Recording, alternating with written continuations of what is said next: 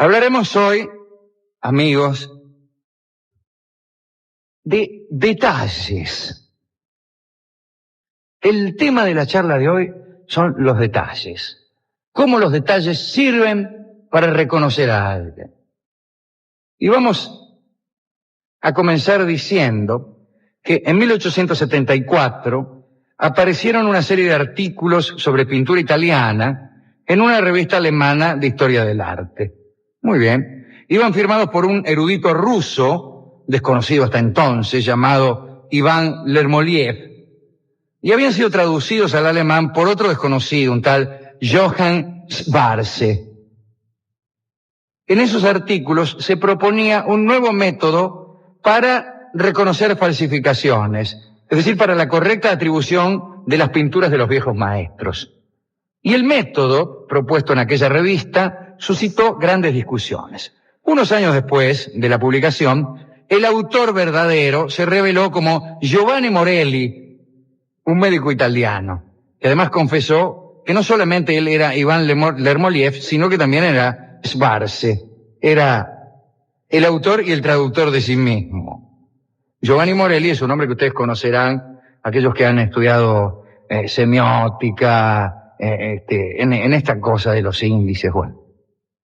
Ahora bien, lo que sostenía Morelli era más o menos lo siguiente.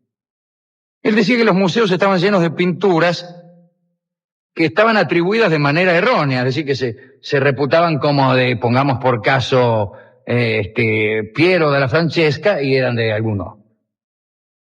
Además, distinguir una copia de un original, decía Morelli, era cosa muy difícil. Y para conseguirlo, y este era el método nuevo, había que abandonar el modo habitual de concentrarse en las características generales de las pinturas, ya que justamente esas características eran las mejor imitadas. Por ejemplo, qué sé yo, las figuras centrales de un Perugino con los ojos siempre alzados al cielo, mirando para arriba como un yesero, o la sonrisa de las mujeres de Leonardo. Eso era lo central.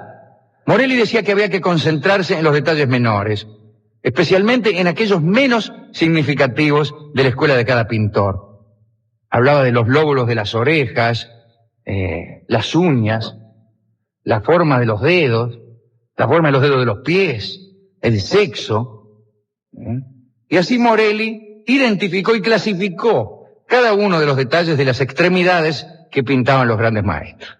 Y con ese método realizó docenas de descubrimientos, de atribuciones nuevas en los museos más importantes de Europa. La verdad es que el método de Morelli fue muy criticado, se lo tachó de mecánico, de positivista y cayó en desgracia. Es que Morelli en realidad no abordaba los problemas de la falsificación a nivel estético, sino a un nivel más básico, cercano a la filología. Sus libros de historia del arte eran completamente diferentes a los de los demás. Estaban, por ejemplo, llenos de ilustraciones de orejas, de manos, de cada uno de los pintores italianos. Podían verse las que pintaba, qué sé yo, Signorelli, Fra Filippo, Bramantino, Mantegna, Bellini, Botticelli. Pero este método, que al principio fue, como digo, criticado, vino a influir en otros dos médicos famosos que andaban escribiendo también por esos tiempos. Uno de ellos era Sir Arthur Conan Doyle, el autor de Sherlock Holmes, que justamente tenía, como saben ustedes, por costumbre, fijarse en los detalles o advertir en esos detalles cosas que nadie advertía, especialmente su ayudante Watson. Tenemos aquí un ejemplo, voy a citarlo a Conan Doyle. La caja de cartón de 1892, justamente ya que hablamos de orejas, se inicia con 2 orejas cortadas en un paquete enviado a una solterona, ¿no? Alguien le envía a una solterona, que mal el tipo. Pero ese es un comentario mío. Qué mal el tipo. Es un comentario verdaderamente de un gran crítico. Dijo la crítica. Dijo la crítica, qué mal el tipo. Sí. Alguien le manda 2 orejas cortadas en un paquete a una solterona, las examina Holmes, la examina su ayudante, el Dr. Watson, y Watson dice, Holmes contemplaba con atención el perfil de la señora. Vieron a una mujer en la calle, ¿no? Vieron a esta solterona que había recibido las 2 orejas. Por un instante fue posible leer en su rostro sorpresa y satisfacción. Yo, por mi parte, dice Watson, me quedé mirando fijamente su cabello alisado y canoso. Y más tarde Holmes le explica a Watson: usted, Watson, como médico, sabe que no hay parte que varía tanto como la oreja. Por regla general, cada oreja es distinta. Imagínese mi sorpresa cuando al mirar a la señorita Cushing, me di cuenta de que su oreja se parecía a la oreja femenina que había en la caja. Entonces quiere decir que se trataba de las orejas de algún familiar muy próximo. Esta clase de detalles, parece que le gustaban a Holmes. Pero el otro médico era un médico más importante. Hemos dicho que había 2 médicos que escribían sobre detalles. Uno era Conan Doyle y el otro era un amigo suyo, el Dr. Freud. Y Freud escribió a favor de Morelli. Estaba sorprendido por el método de Morelli, sin saber siquiera que era Morelli. Él lo seguía atribuyendo a aquel crítico ruso, Iván Lermoliev. Y dice: supe que un crítico ruso, Iván Lermoliev, prescindió de la impresión de conjunto y prestó atención a las minucias. Morelli, como Freud, proponían un método interpretativo que se basaba en considerar lo marginal y lo supuestamente irrelevante como un indicio revelador. Entre aquellos 3 médicos, Conan Doyle, Freud y Morelli, unos detalles minúsculos proporcionaban la clave para acceder a realidades más complejas. Para Freud eran síntomas, para Doyle eran pistas y para Morelli rasgos pictóricos. Estamos ante lo que en las ciencias sociales, que muchos de ustedes estudian, se llamó paradigma indiciario. La idea de Morelli fue rastrear signos que, al igual que los síntomas, se producían de manera involuntaria. Por ser médicos, debemos decir que los antecedentes de esta lectura de indicios tenía raíces antiguas, ¿no? En Grecia, los hipocráticos señalaron que solo mediante la atenta observación de todos los síntomas era posible establecer historiales precisos de cada enfermedad. El síntoma era semeión, y de allí la semiótica moderna, ¿no? Y la semiótica médica, y la búsqueda de signos que dieran cuenta de la patología. Para los hipocráticos, la enfermedad en sí era inasequible. Solo había síntomas, signos de la enfermedad, ¿no? Está bien eso, ¿eh? Bueno, para los médicos actuales también. No se aparece la escarlatina en persona. Sí. Bien. Ahora bien, este asunto de prestar atención a los detalles coincidió con la aparición de una tendencia cada vez más clara del poder. Se trataba, en otro ángulo, ¿no?, de extender sobre la sociedad un control que tenía que ver con la atribución de identidades. Es decir, hasta fines del siglo pasado, era difícil saber si un tipo era el tipo que decía ser. Y aquí nos topamos con lo que yo les decía al comenzar nuestro encuentro, ¿no? Que en casa me engañaban respecto a quién yo era.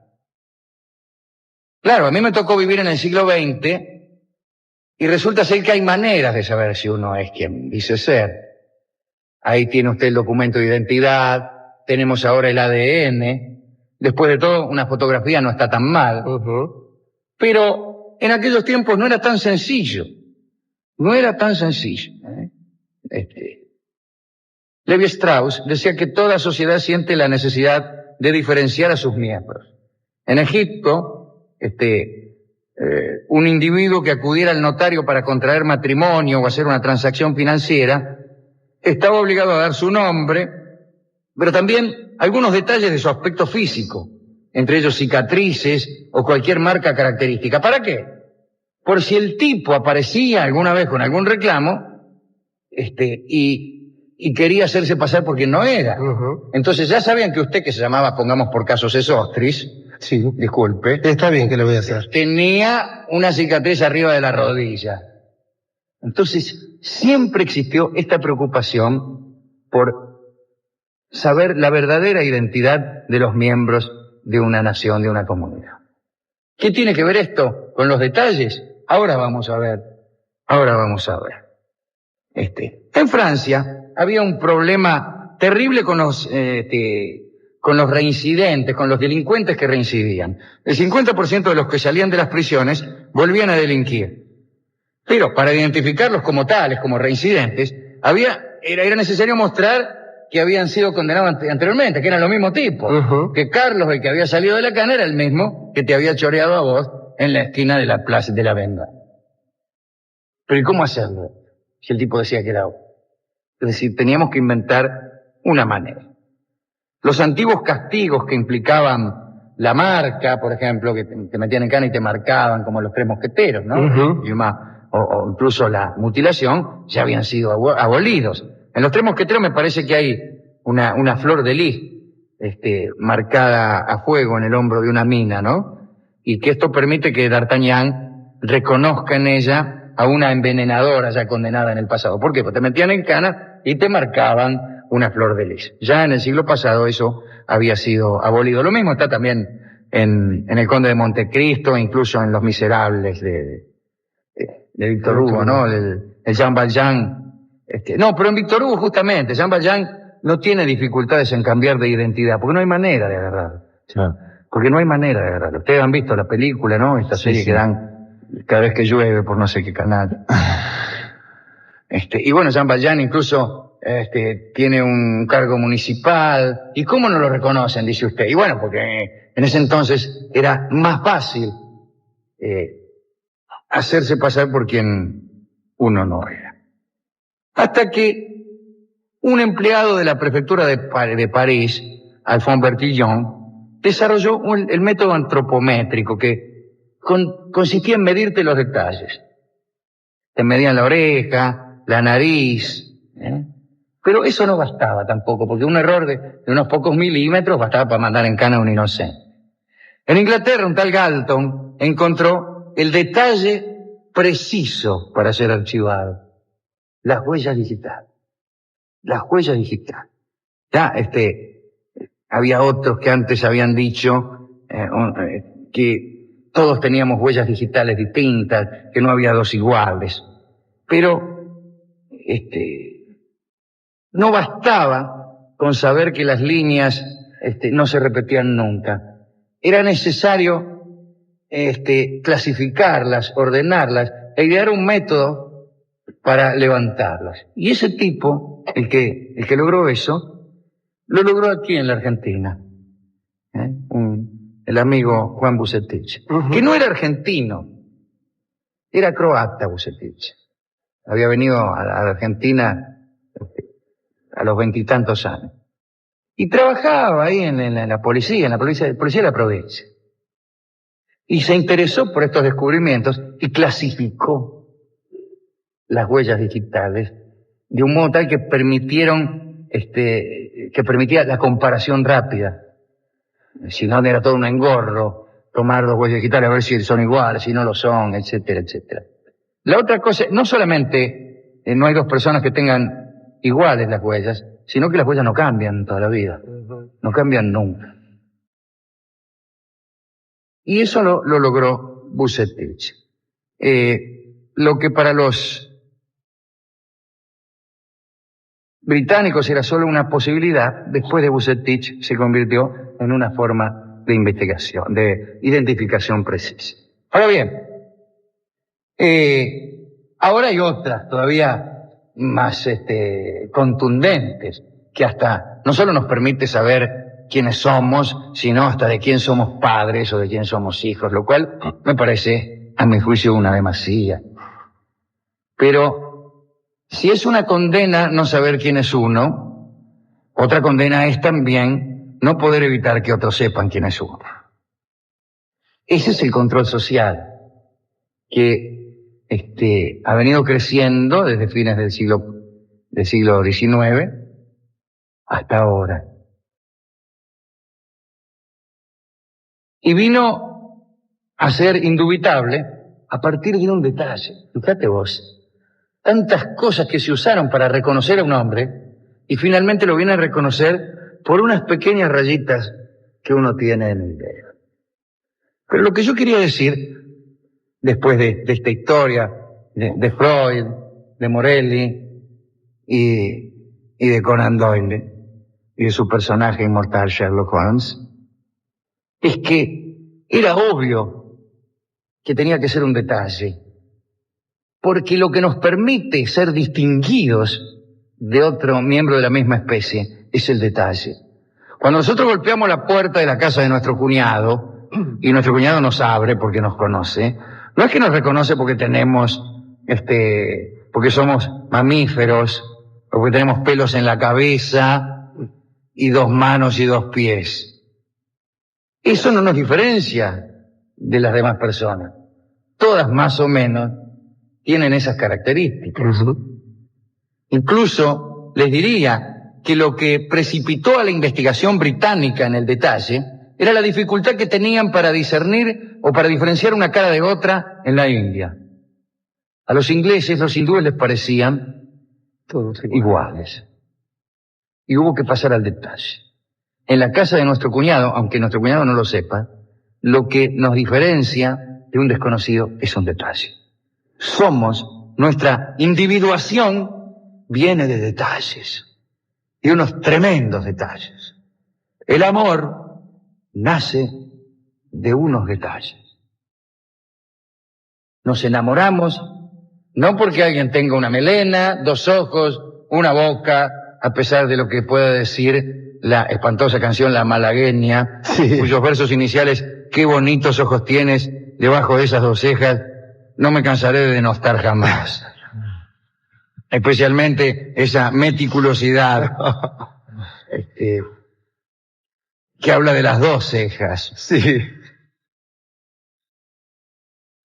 Qué bonitos ojos tienes debajo de esas cejas, ya es horrible. Sí. Pero la prolijidad de señalar que las cejas son 2 me parece exactamente la antípoda de la experiencia poética. Pues, digo, lo que nos enamora no es eso. No es que la chica tenga 2 cejas, casi todas las tienen. Es el detalle milimétrico, el detalle de una voz, el detalle incluso hasta de una historia, que es lo que nos diferencia.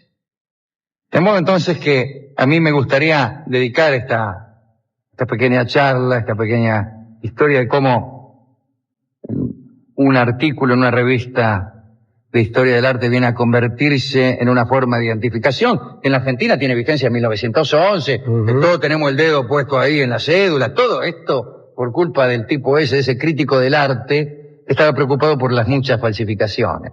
Digo, esta charla me gustaría dedicarla a todos aquellos que se complacen en cultivar sus detalles diferenciados. Y lo digo en una época en que justamente la taylorización general, los medios de comunicación, la industria, el fenómeno global, parecen tratar de aniquilar los detalles. Porque son los detalles los que nos hacen diferentes y los que nos hacen complicados para los que quieren vender exactamente lo mismo a todos. Si no hubiera detalles, sería muy fácil convencernos a todos de que hay que pensar de determinada manera. La rebeldía es un detalle, es una controversia acerca de un detalle, es una pequeña diferencia. Una pequeña diferencia que hay que cultivar durante toda la vida, porque para eso, para ese pequeño asunto que nos diferencia del vecino, a veces hay que trabajar mucho. Y es muy difícil lograrlo en estos tiempos, en donde hay mucha gente interesada en que seamos todos iguales. De modo que, si hay alguna manera de oponerse a un universo que no solo es injusto, sino que además es poderosísimo y al parecer imposible de ser modificado, esa manera está en fortificar esos detalles. Porque ya va a aparecer un detalle que se va a convertir en decisivo. De modo que aprovecho esta este primer contacto con la gente de Córdoba para dedicar eso a los que cultivan esas pequeñas diferencias, y aprovecho también para saludar en el público cordobés algún pequeño detalle que lo hace reconocible. Y como, Alejandro, las personas que más nos conocen justamente son las que detectan en nosotros esos detalles, y me acuerdo de una pequeña anécdota de un posible dedicando amigo, que es Fernandito Marzán, que cierta vez estaba tocando el piano y lo mira a usted y le dice: vos lo hubieras tocado así. Claro. O sea, él conocía el detalle de cómo musicalmente a usted le hubiera gustado. Pero es una manera también de demostrar afecto. Los enamora. ¿Con qué música vamos a ilustrar esta primera charla aquí en Córdoba, en el Teatro Real? Bueno, a mí me gustaría homenajear a Juan Bucetich. ¿Por qué no? De manera que he buscado tangos sobre huellas digitales. ¿Encontró muchos? No encontré ninguno, lo cual me produjo una gran indignación. Me dirigí a la Sociedad de Autores y Compositores, donde no me atendieron, para preguntarse por qué no había tangos sobre huellas dactilares. Y me dijeron: bueno, mire, no, digo, acá hay algo raro. Sí, me dice. Sí. Y me miraba fijamente.